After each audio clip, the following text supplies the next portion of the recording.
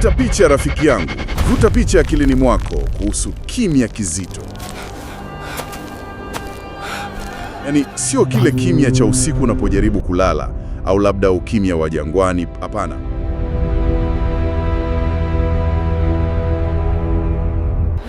Kile ukimya wa kawaida tunaojua sisi. Fikiria kimya ambacho kina uzito fulani. Kimya kinachotawala baada ya mwisho wa kila kitu. Hakuna sauti ya ndege, hakuna mwangwi wa upepo, yani hakuna uhai wowote.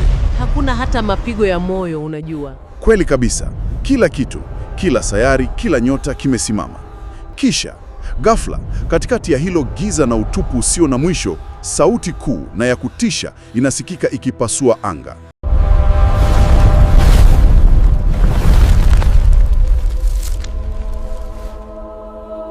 Sauti ya baragumu.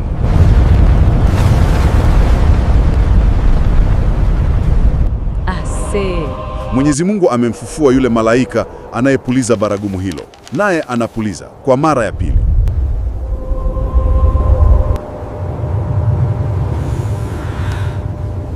Na kwa mwangwi huo mmoja tu unaotikisa ulimwengu, kila kitu kinaanza upya.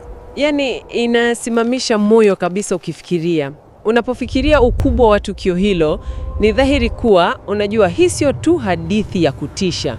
Ni mwanzo wa ukweli mkuu zaidi ambao kila mmoja wetu ataukabili. Ni uhalisia. Haswa. Inatukumbusha jinsi ulimwengu wetu na yale mambo tunayoyapa kipaumbele kila siku yalivyo na ukomo. Ni kama vile mfumo mzima wa ulimwengu unazimwa na kuwashua upya kwa ajili ya awamu ya mwisho.